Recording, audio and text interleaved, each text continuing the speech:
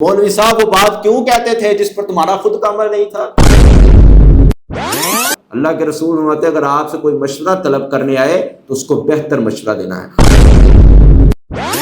قال اللہ تعالی فی القرآن المجید والفرقان الحمید انما المؤمنون اخوہ فاصلحوا بین اخویکم واتقوا اللہ۔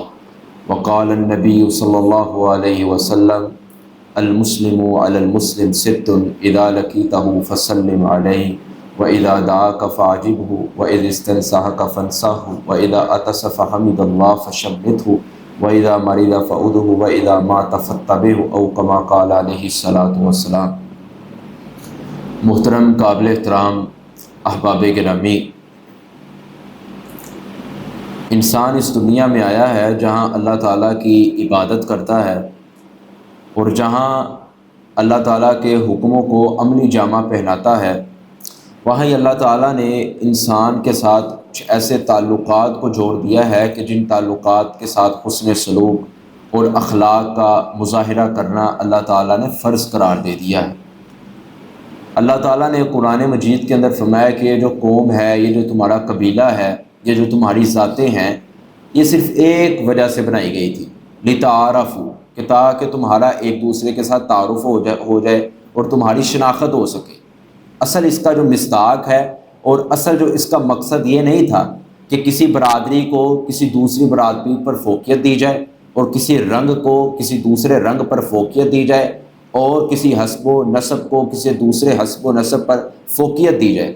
فوقیت کا معیار اللہ تعالیٰ نے کہا ان اکرمکم عند اللہ اتقاکم، کہ اللہ کے نزدیک سب سے معتبر اور سب سے عظیم انسان وہ ہے کہ جو اللہ سے سب سے زیادہ ڈرنے والا اور تقوی اختیار کرنے والا ہوگا۔ رسول اللہ صلی اللہ علیہ وسلم کے سینہ مبارک پر اترنے والا قرآن، اللہ فرماتے ہیں انما المؤمنون اخوہ، کہ جو مومن ہے آپس میں بھائی بھائی ہیں۔ اب ایک طرف اللہ تعالیٰ نے مسلم کا لقب بولا ہے اور ایک طرف اللہ تعالیٰ نے مومن کا لقب بولا ہے۔ کیا مسلم اور مومن ایک ہی یا نہیں؟ دونوں میں فرق کیا جائے گا۔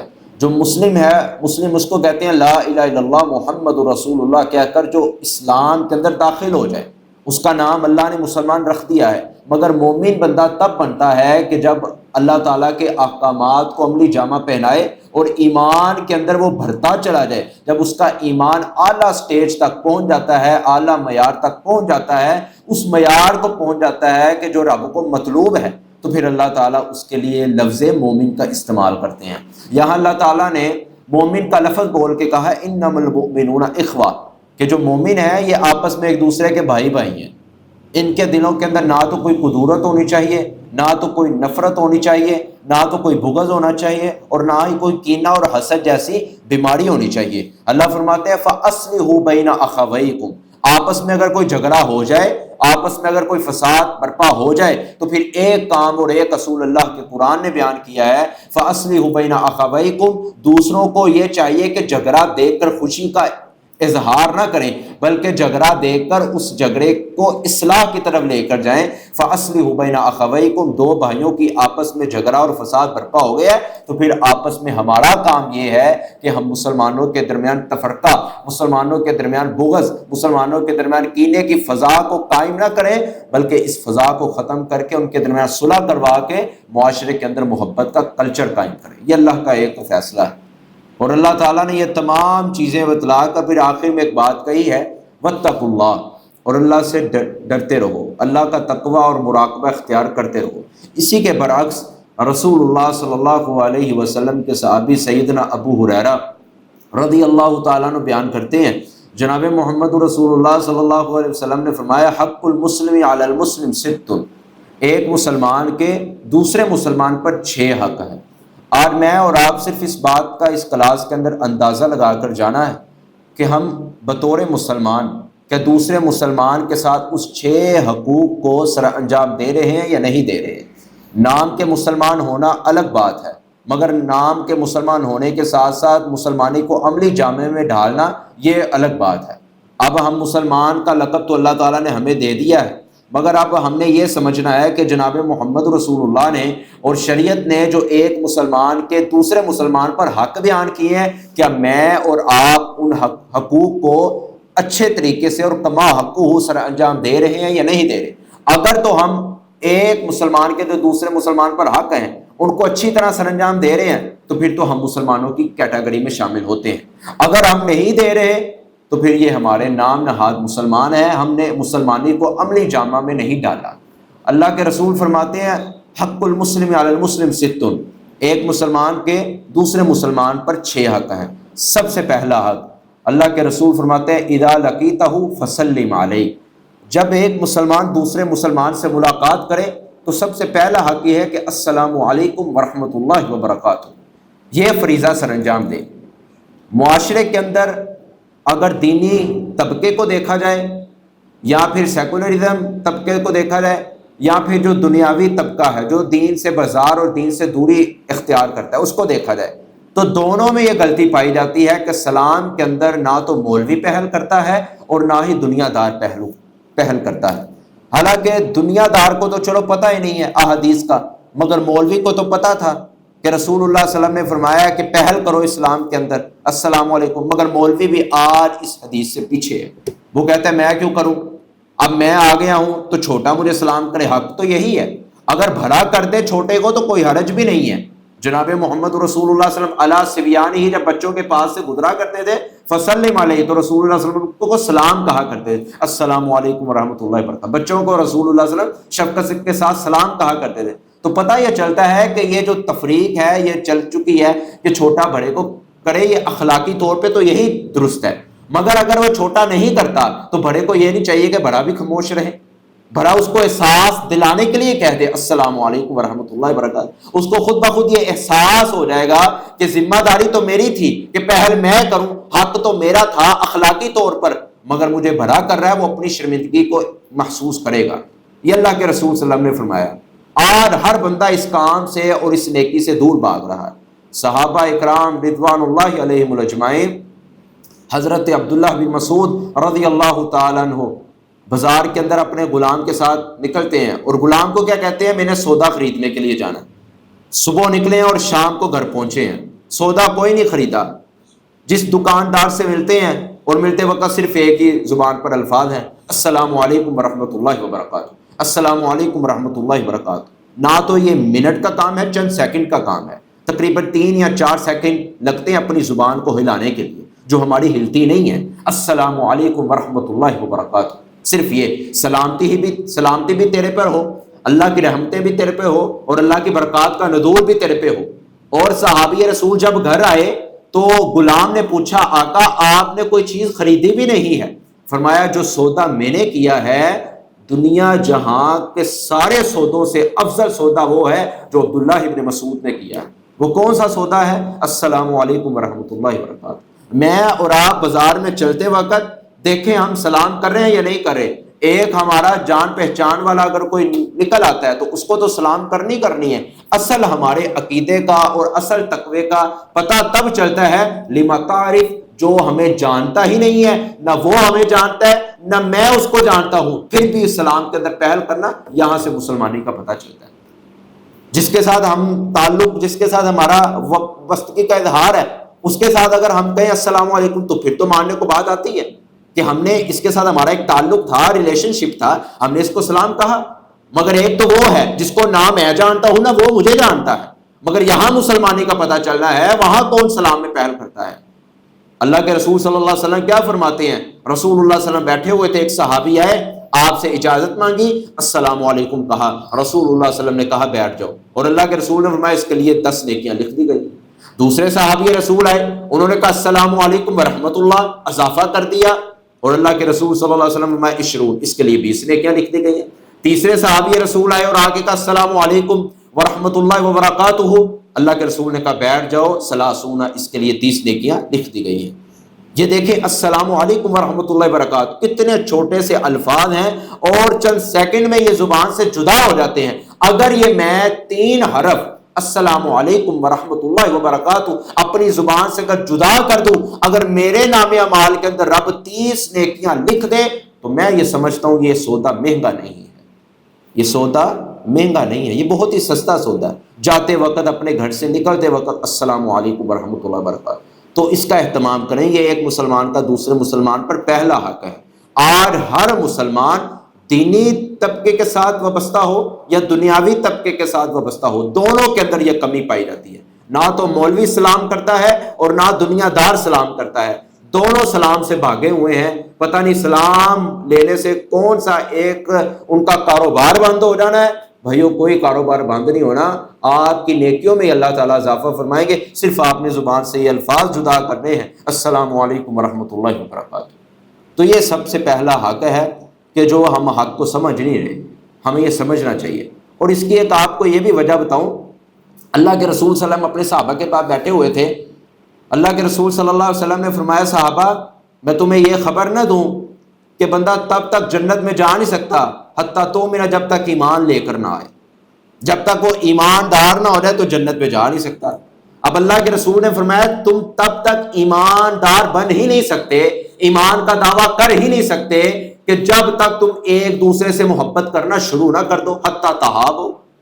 تو صحابہ کرام کو رسول اللہ صلی اللہ علیہ وسلم نے فرمایا اب میں تمہیں ایک نسخہ بھی بتا دیتا ہوں، جہاں میں نے تمہیں یہ اعمال بتائے ہیں وہاں ایک نسخہ بھی بتاتا ہوں، اگر تم چاہتے ہو کہ ہمارے دلوں کے اندر رب ایک دوسرے کے لیے محبت کی فضا قائم کر دے تو پھر افشوا السلام بینکم، آپس میں سلام کو عام کر دو، سلام کو عام تم کیا کرو، رب تمہارے دلوں کے اندر محبت کی فضا کو قائم کر دے گا۔ اللہ کی قسم اٹھا کے کہتا ہوں، آج جو گھریلو کلچر ہے وہ سارے کا سارا تباہ و برباد ہونے کی سب سے بڑی وجہ ہے، اگر باپ اپنے گھر کے اندر داخل ہوا ہے تو بغیر سلام کے، اگر ماں داخل ہوئی ہے تو بغیر سلام کے، اگر بیٹا داخل ہوا ہے تو بغیر اسلام کے۔ پتہ نہیں ہمارے جو الفاظ نکال لے چکے ہیں جو یہودیوں سے ہمارے چلے ہوئے ہیں، ہم یہودیوں کی پیروی کر رہے ہیں، ہیلو ہائے بائے، اس میں ہمارے الفاظ گزر جاتے ہیں، مگر جو سنت اور مسنون طریقہ جناب محمد رسول اللہ سے ثابت ہے، السلام علیکم ورحمۃ اللہ وبرکاتہ، وہ کہنے میں ہمیں پتہ نہیں کوئی حرج محسوس ہوتا ہے۔ اگر السلام علیکم ورحمۃ اللہ وبرکاتہ آپ گھر میں داخل ہونے وقت یہ کہہ دیں تو آپ کے گھر کے اندر اللہ کی برکات نازل ہو جائیں گی اور ساتھ ہی شیطان وہاں سے بھاگ جائے گا۔ یہ ایسے اعمال ہیں کہ جس کو آج ہر امت اور امت مسلم آج چھوڑ چکی ہے، حالانکہ یہ بنیادی اعمال تھے۔ تو سب سے پہلا کیا ہے، اذا لقیتہ فسلم علیہ، ایک دوسرے کو جہاں بھی ملے آپ سلام کہیں۔ یہ آپ ہفتہ دو ہفتے یہ کام کر کے دیکھیں، آپ اس کو بھی کہیں گے کہ جس کے ساتھ آپ کی دشمنی ہے، اگر اس کو بھی آپ سلام کہہ دیں گے، اللہ کی قسم اللہ اس کے دل کے اندر بھی رحم ڈال دے گا، اللہ اس کے دل کے اندر بھی آپ کی محبت پیدا کر دے گا۔ یہ رسول اللہ صلی اللہ علیہ وسلم کے فرامین ہیں کہ ایک دوسرے سے محبت کی فضا قائم تب ہوتی ہے کہ تب افشوا السلام بینکم، سلام میں پہل کرو۔ اور سیدنا ابوبکر صدیق کیا فرماتے ہیں کہ ہم مجلس میں بیٹھے ہوئے تھے مسجد نبوی کے اندر، تو رسول اللہ صلی اللہ علیہ وسلم نے فرمایا تھا کیا تمہیں میں ایسے اعمال نہ بتاؤں کہ اگر تم یہ عمل کرو گے حتی تدخلوا الجنۃ بالسلام، سلامتی کے ساتھ جنت میں داخل کر دیے جاؤ گے۔ افشوا السلام بینکم، سب سے پہلا تو آپس میں سلام، وتطعموا الطعام وتقرؤوا السلام، ایک دوسرے کو سلام کہنا اور ایک دوسرے کو کھانا کھلانا اور صلہ رحمی کرنا، اور جب رات کو سارے سو جائیں تو پھر اللہ کی عدالت کے اندر اللہ کی بارگاہ میں کھڑے ہو کر اللہ کے آگے سرخرو ہو کر جھکاؤ پیدا کر کے اللہ کے سامنے مناجات کرنا۔ یہ ایسے چار قسم کے اعمال ہیں حتی تدخل الجنۃ بالسلام، جو یہ انسان اختیار کر لیتا ہے اللہ تعالیٰ اس کو جنت میں سلامتی کے ساتھ داخل فرما دیں گے۔ اور اسی کے برعکس جو دوسرا ایک عمل اور حقوق، اللہ کے رسول فرماتے ہیں وَإِذَا دَعَاكَ فَأَجِبْهُ، جب آپ کو کوئی دعوت ملتی ہے تو اس دعوت کو قبول کریں، یہ دوسرا حق ہے۔ میں اور آپ دیکھیں ہم کتنی کو دعوتوں کو ریجیکٹ کر دیتے ہیں، کرتے ہیں یا نہیں کرتے؟ ولیمے کی ہمیں دعوت آتی ہے، جی آپ نے ولیمے پر آنا ہے۔ اب رسول اللہ کی اگر آپ حدیث پڑھ کے دیکھیں تو اللہ کے رسول فرماتے ہیں جس نے ولیمے کا انکار کیا، ولیمے کی دعوت کا، فقد عصى الله ابا القاسم، اس نے ابو القاسم کی نافرمانی کی۔ یا ابو القاسم جناب محمد رسول اللہ کی کنیت تھی۔ اب دیکھیں ولیمے کی دعوت آئی، اگر کوئی شرعی عذر ہے تو پھر تو آپ انکار کر سکتے ہیں، شریعت نے بھی اجازت دی ہے۔ اگر شرعی عذر نہیں ہے، آپ کہتے ہیں یار غریب ہے، ان کے پاس جا کر کیا کرنا ہے، میں تو امیر ہوں، میں ان کے پاس کیوں بیٹھوں، میرا بیٹھنا اور ان کا بیٹھنا ایک بڑا مترادف ہے اور ایک بڑی اسٹیٹ پیدا ہو جائے گی، میں ان کے درمیان کیوں بیٹھوں؟ اللہ کے رسول فرماتے ہیں نہیں، مسلمان کا دوسرے مسلمان پر حق یہ ہے، دوسرا حق وَإِذَا دَعَاكَ فَأَجِبْهُ، کہ آپ نے ایک دوسرے کی دعوت پر جانا اور قبول کرنی ہے دعوت، مگر وہ دعوت کہ جس کے اندر اللہ کی نافرمانی نہ ہو۔ اگر اس دعوت کے اندر بینڈ اور باجا اور اس دعوت کے اندر یہ خواجہ سراؤں کا یہ کلچر اور اس دعوت کے اندر اللہ کی نافرمانی اور شریعت کی نافرمانی حد تک پکڑ رہی ہو تو پھر اس دعوت پر جائے گا تو قرآن مجید اللہ تعالیٰ نے قرآن مجید میں فرمایا وہ ایسے ہی ہے کہ جیسے ان کے ساتھ ہی گناہوں کے اندر شامل ہو گئے۔ اللہ فرماتے ہیں وَتَعَاوَنُوا عَلَى الْبِرِّ وَالتَّقْوَىٰ کہ تقوی کے کاموں میں آپ نے تعاون کرنا ہے، وَلَا تَعَاوَنُوا عَلَى الْإِثْمِ وَالْعُدْوَانِ گناہ اور سرکشی کے کاموں میں ایک دوسرے سے تعاون نہیں ہے۔ جس شادی کے اندر بھینڈ اور باجا عروج پہ ہے، جس شادی کے اندر پیسہ عام ہے، اور جس شادی کے اندر غریبوں کو نہیں بلایا گیا، اور جس شادی کے اندر طرح طرح کے میوزک لگا کے لوگوں کو مزین کیا جا رہا ہے، اس شادی کو جو انسان ریجیکٹ نہیں کرے گا وہ اللہ کی عدالت کے اندر مجرم ٹھہرایا جائے گا۔ یہاں رسول اللہ کی جو حدیث ہے نا کہ دعوت کو قبول کرنا ہے، دعوت وہ ہو جو اللہ اور اس کے رسول کی شریعت کے مطابق ہو، جو شریعت کے خلاف دعوت ہے وہ قبول نہیں کی جا سکتی۔ یہ قانون ضابطہ شریعت نے ہمیں بیان کیا ہے۔ اور تیسرا عمل جس کو ہم آج چھوڑ چکے ہیں، اللہ کے رسول فرماتے ہیں وَإِذِ اسْتَنْصَحَكَ فَانصَحْهُ جب آپ سے کوئی مشورہ لینے آ جاتا ہے، یعنی ہر انسان سے تو مشورہ نہیں لیا جاتا۔ کیا آپ ہر انسان سے مشورہ مانگتے ہیں؟ یار مجھے مشورہ دینا، نہیں، آپ اس سے مانگیں گے کہ جس کے اوپر آپ کو کامل اعتماد اور یقین ہے کہ یہ بندہ اعتماد والا ہے، یقین والا ہے، یہ میری بات کو سنے گا اور یہ میرا خیر خواہ ہمدرد ہے، احساس کرنے والا ہے، یہ مجھے اچھا مشورہ دے گا۔ اللہ کے رسول فرماتے ہیں اگر آپ سے کوئی مشورہ طلب کرنے آئے تو اس کو بہتر مشورہ دینا ہے۔ قرآن مجید میں بھی اللہ تعالیٰ نے رسول اللہ کو کہا ہے وَشَاوِرْهُمْ فِي الْأَمْرِ میرے محبوب صحابہ سے مشورہ کر کے کام کا آغاز کیا کریں۔ بعد اوقات رسول اللہ صلی اللہ علیہ وسلم نے ایک کام کا آغاز کیا، صحابہ سے مشورہ نہ کیا تو صحابہ ناراض ہو کر بیٹھ گئے کہ ہم اللہ کے رسول کے ساتھ جنگوں میں جائیں، اللہ کے رسول کے ساتھ غزوات میں جائیں، اللہ کے رسول کی ہر بات مانیں، اللہ کے رسول ہمیں بات بتانا پسند ہی نہیں کرتے، ہمارے سے مشاورت ہی نہیں۔ اللہ نے فوراً جبریل امین کو بھیجا کہ محبوب کو جا کے کہیں وَشَاوِرْهُمْ فِي الْأَمْرِ صحابہ سے مشورہ کرو پھر کام کا آغاز کرو، یہ آپ کے ساتھی ہیں۔ تو پتہ یہ چلتا ہے کہ ساتھیوں کے ساتھ بھی مشورہ کرنا یہ رسول اللہ کی سنت سے ثابت ہے، اور کسی کو اچھا مشورہ دینا یہ مسلمان کا دوسرے مسلمان پر تیسرا حق ہے۔ کیا میں اور آپ کسی کو مشورہ دینا اچھا سمجھتے ہیں؟ نہیں سمجھتے۔ اگر میرے اور آپ کے پاس کوئی مشورہ طلب کرنے آ جاتا ہے کہ کوئی کاروبار شروع کرنا ہے، انویسٹمنٹ کرنی ہے، مجھے اچھا سا مشورہ دے دو، ہم اس کو ایسا مشورہ دیں گے کہ جس مشورے کے اندر اس کا کاروبار بھی تباہ ہو جائے، جس مشورے کے اندر اس کا ایمان بھی تباہ و برباد ہو جائے۔ ہمارے مشاورات اور مشورے تو اس حد تک ہیں، حسد کی نگاہ سے مشورہ دے رہے ہیں کہ اس نے مجھ سے مشورہ مانگا ہے، یار اگر اس کو اچھا مشورہ دے دیا تو اس کے پاس تو فورچونر آ جائے گی، اس کے پاس تو ہیول آ جائے گی، اس کے پاس تو بنگلے آ جائیں گے، اس کے پاس تو بڑی انویسٹمنٹ آ جائے گی، اور اس کے پاس تو بینک بیلنس بڑھ جائے گا، میرے پاس تو کچھ ہے نہیں، اس کے پاس تو سب کچھ آ جائے گا۔ اللہ کے رسول فرماتے ہیں جس کا یہ زاویہ ہو اور جس کا یہ کنسپٹ ہو، میرے بھائی سے یہ چیز اللہ چھین لے اور مجھے عطا کر دے، اس سے ساری نعمتوں کو چھین لے۔ رسول اللہ فرماتے ہیں لاکھ عبادات کرے، اس کی عبادات اللہ کی عدالت کے اندر مچھر کے پر کے برابر بھی وقت نہیں رکھتی۔ میرے اور آپ کے اندر یہ بیماری پائی جاتی ہے، واللہ پائی جاتی ہے، مولوی طبقے میں بھی پائی جاتی ہے۔ یہ نہ آپ سمجھے کہ مولوی پاک ہے، مولوی بھی اس گناہ میں ہے۔ اب میں آپ کو ایک بات بتاؤں، دنیا دار گناہ کرتا ہے گناہ سمجھ کے، مولوی گناہ کرتا ہے ثواب سمجھ کے، الگ زاویے ہیں۔ مولوی اگر گناہ کرے گا نا تو مولوی گناہ کی دلیل بھی دے گا، یہ اتنا سیانہ مولوی ہوتا ہے کیونکہ اس نے حدیثیں بھی پڑھی ہوتی ہیں، اس نے قرآن بھی پڑھا ہوتا ہے، اور جب کوئی غلطی کرے اس کے سامنے تو یہ فوراً فتویٰ لگاتا ہے جہنم کا، اور اگر یہ خود غلطی کرے تو اپنے لیے کوئی حدیث نکال لیتا ہے، نہیں حدیث میں ملتا ہے یہ کرنا جائز ہے، میرے لیے کوئی اور شریعت ہے اور لوگوں کے لیے کوئی اور شریعت ہے، یہ بات درست نہیں ہے۔ میرے لیے بھی وہی شریعت ہے جو اللہ نے جبریل کے ہاتھ محمد رسول اللہ کے قلب اطہر پہ نازل کی تھی، اور انسانیت کے لیے بھی وہی شریعت ہے جو اللہ نے محمد رسول اللہ کے قلب اطہر پہ اتاری تھی۔ اللہ کے رسول کی اگر شریعت مولوی کے لیے الگ ہو اور دنیا دار کے لیے الگ ہو تو پھر آپ کو وہ واقعہ سمجھ لینا چاہیے۔ جب فاطمہ رضی اللہ تعالیٰ عنہ جب پاس بیٹھی تھی، رسول مکرم کے پاس کیس آیا، آقا فرماتے ہیں یا فاطمہ بنت محمد، اگر محمد کا لخت جگر بھی اگر چوری کرتی تو محمد رسول اللہ اس کا بھی ہاتھ کاٹ دیتا۔ فرق کیا تھا کہ محمد رسول اللہ کی عدالت میں امیر اور غریب کے لیے شریعت ایک ہی تھی جو اللہ نے محمد رسول اللہ کے سینے پر نازل فرمائی۔ یہ میرا اور آپ کا پرکھنے کا معیار ہے۔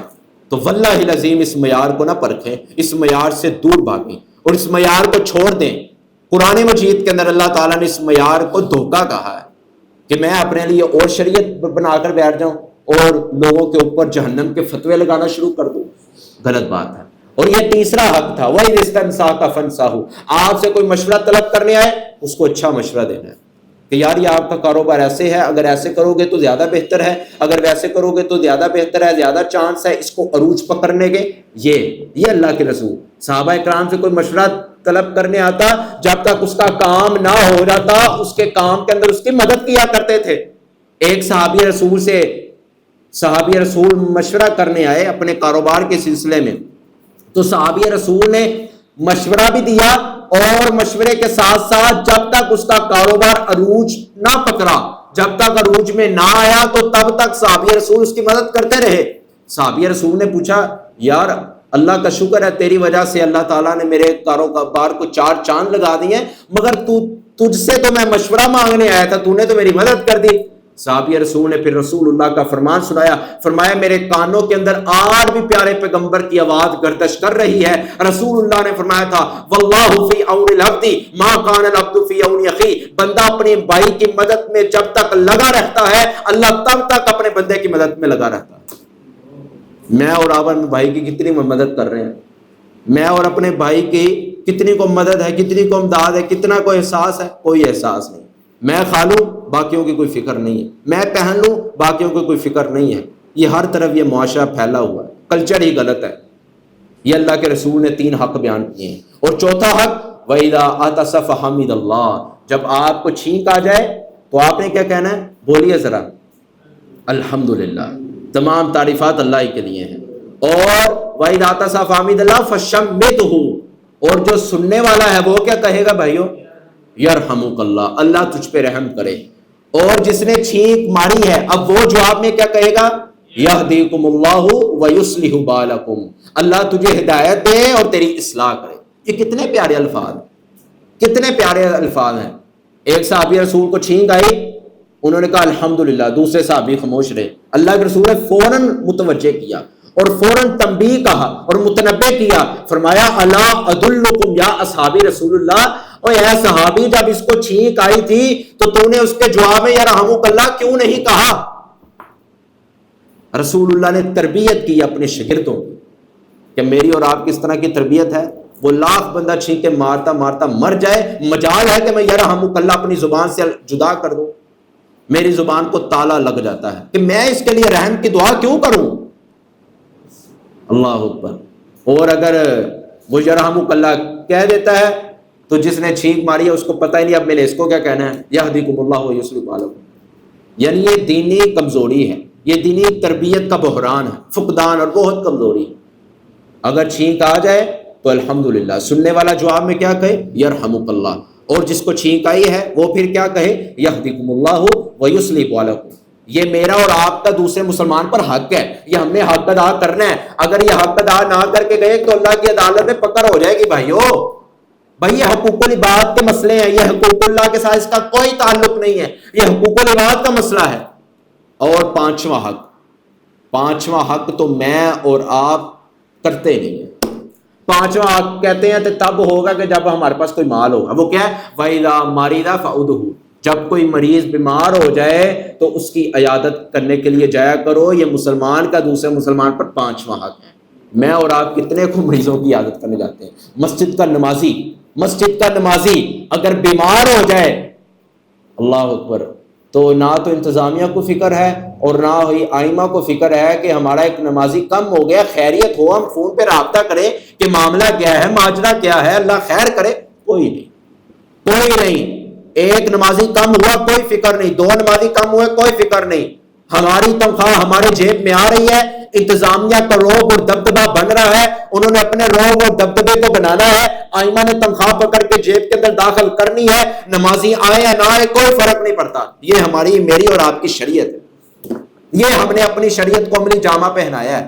خطبات کے اندر اور ممبر رسول پہ کھڑے ہو کر میں نکما طالب علم، ممبر رسول پر کھڑا ہو کر میں یہ تو کہوں کہ مریض کی عیادت کرنا چاہیے اور کرنی چاہیے. میرا اپنا نمازی اگر میرے پیچھے جمعہ ایک دن نہ پڑھنے آئے تو میں اس کا حال کتنی بار پوچھتا ہوں. یعنی میرا خطبہ صرف ممبر تک محدود ہے؟ کیا میری نصیحت صرف کرسی تک محدود ہے؟ نہیں.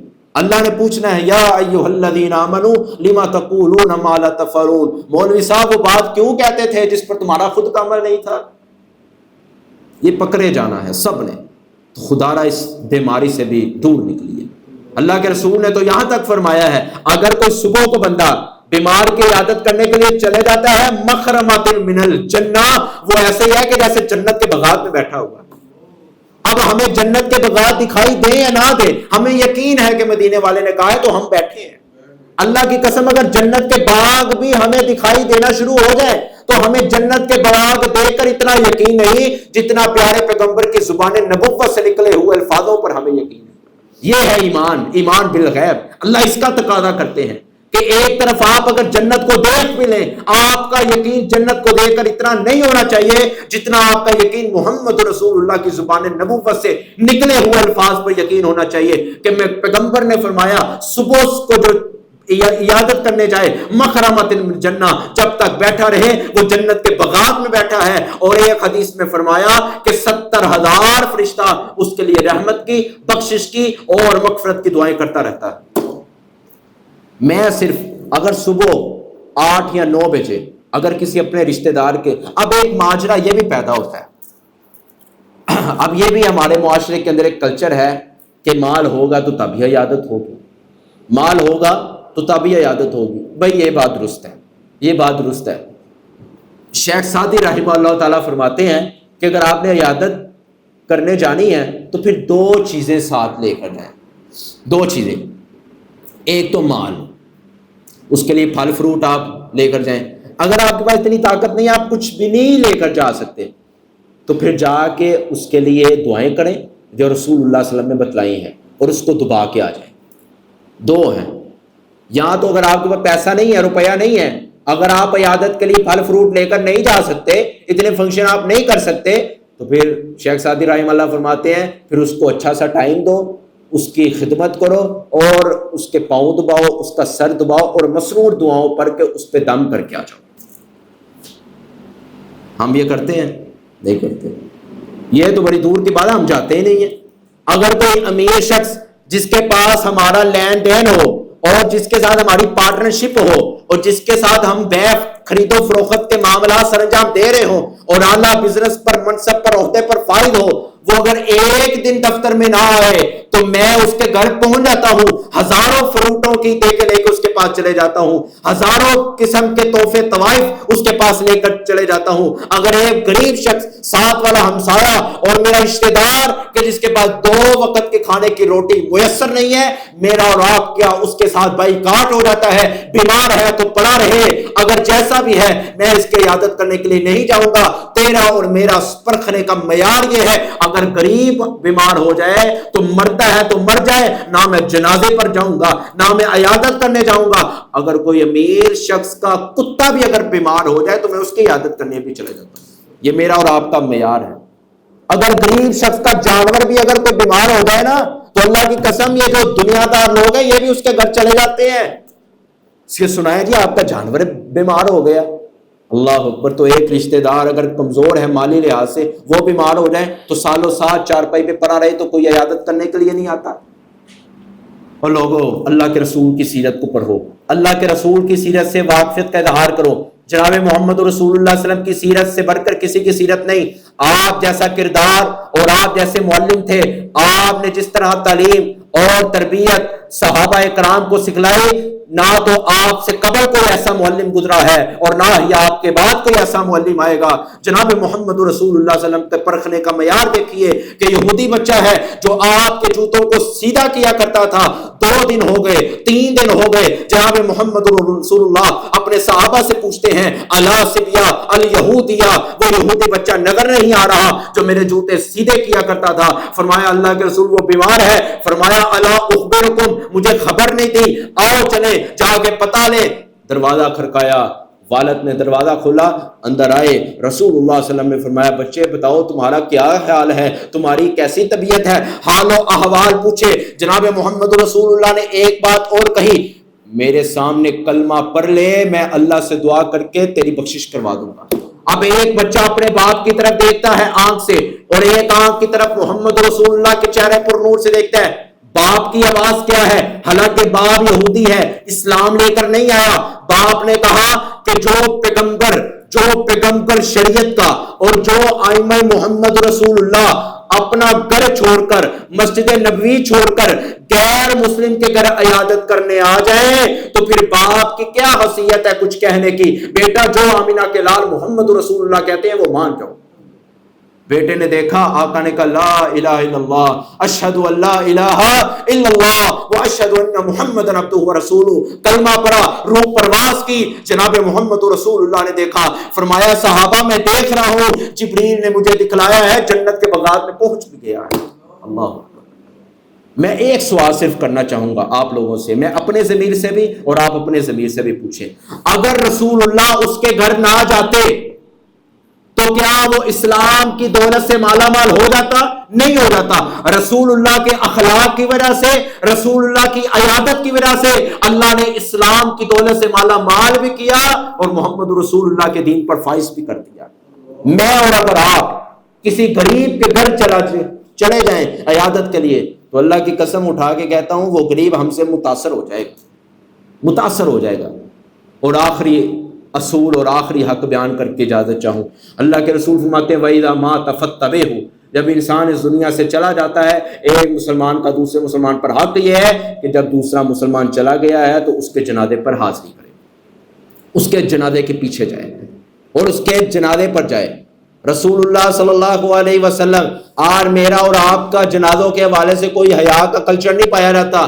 اگر ہم گلی کے اندر بیٹھے ہیں اور سٹاپ لگا کے بیٹھے ہیں اور سارے کا سارا محلہ ایک طرف بیٹھا ہوا ہے، گپ اور شپ عروج پہ ہے، اگر کوئی جنازہ آتا ہے، تیری اور میری جو حیا ہے، حیا اتنی کو ختم ہو چکی ہے، میں نے اور تو نے اپنی گپ شپ کو نہیں چھوڑنا۔ جنازہ گزرتا ہے گزر جائے، گھروں کے جو ٹیلی ویژن ہے وہ چلتے رہیں، بند نہیں کرنے۔ اللہ کے رسول کے پاس یہودی کا جنازہ گزرا، اللہ کے رسول صحابہ کے ساتھ بیٹھے ہوئے تھے باہر، آقا نے جب یہودی کے جنازے کو دیکھا تو آپ کھڑے ہو گئے۔ تو صحابہ نے پوچھا اللہ کے رسول یہ تو مسلمان نہیں ہے۔ فرمایا میں کون سا مسلمان کی وجہ سے میں اس کے لیے کھڑا ہوا ہوں، میں ایک انسانی ہمدردی کے لیے کھڑا ہوا ہوں کہ جنازہ آ رہا ہے چلے کھڑے ہو جائیں۔ یہ تھی رسول اللہ صلی اللہ علیہ وسلم کی ہمدردی، اپنوں کے ساتھ بھی کی ہے اور غیروں کے ساتھ بھی کی ہے۔ یہ آخری حق تھا کہ اللہ کی قسم اٹھا کہتا ہوں یہ جو 6 حق ہیں، 6 حقوں کے اندر ہی ہم دور ہیں۔ نہ تو میرے اور نہ میں اپنی بات کروں گا، آپ اللہ خیر کرے آپ تو نیک ہوں گے، میں اپنی بات کروں گا، میرے اندر تو اسلام کا کلچر نہیں ہے، میں اپنے اندر دیکھوں گا۔ کیا مجھے کوئی دعوت دیتا ہے تو میں اس کی دعوت کو قبول کرتا ہوں؟ میں اپنے اندر دیکھوں۔ کیا مجھے کوئی چھینک آتی ہے یا میں سننے والے پہ یا رحمک اللہ یا یہدیکم اللہ یہ دعائیں پڑھتا ہوں یا نہیں پڑھتا؟ یہ میں اپنے اندر دیکھوں۔ اور اسی طرح میں دیکھوں کیا میں جنازے پر حاضری کرتا ہوں یا نہیں کرتا۔ امیر اگر مر جائے تو پھر میں وہی بات کہوں گا نا کہ امیر کا اگر کتا بھی مر جائے تو سارے پہنچیں گے، امیر کا اگر کتا بھی مر جائے تو سارے پہنچیں گے، غریب کا ایک فرد بھی اگر چلا جائے تو میرے اور آپ کے جنازے پر حاضری کوئی نہیں ہے۔ یہ معیار ہے یہ پرکھنے کا، اتنا کو غلط معیار ہے۔ اور آخری حق کیا ہے؟ اللہ کے رسول صلی اللہ علیہ وسلم فرماتے ہیں وَإِذَا مَاتَ فَاتَّبِعْهُ، کہ جب کوئی بندہ مر جائے، آپ کا مسلمان بھائی اس دنیا سے چلا جائے، اس کے جنازے پر حاضری دیا کرو۔ یہ حقوق جب آپ پلے سے باندھ لیں گے اور اس کو عملی جامہ پہنائیں گے تو واللہ العظیم تحاب فی اللہ، اللہ آپ کے دلوں کے اندر محبت کی فضا کو قائم کر دیں گے۔ مگر پھر آخر میں بات یہی کہوں گا، مولوی بھی 6 حقوں کو صرف خطبات کے اندر اور تقریروں کے اندر بیان کر کے چلا جاتا ہے، عملی جامہ نہیں پہناتا۔ دنیا دار بھی مولوی کی باتیں سن کے اڑا کر اور چاول کھا کے اور سبحان اللہ واہ واہ کہہ کر چلے جاتے ہیں، عملی جامہ نہیں پہناتے۔ بھائیوں جو 6 حق ہیں، اگر 6 حق آپ نے ادا نہ کیے تو واللہ العظیم کل قیامت کے دن پکڑ ہو سکتی ہے۔ اس کا تعلق حقوق العباد سے ہے اور حقوق العباد کو کما حقہ اس پر عمل اور اپنی زندگی کے اندر سر انجام حقوق العباد دینے چاہیے۔ اللہ سے دعا ہے جو کچھ سنا سنایا اللہ عمل کرنے کی توفیق عطا فرمائے۔ اقول قولی ھذا استغفر اللہ لی ولکم وآخر دعوانا ان الحمد للہ رب العالمین۔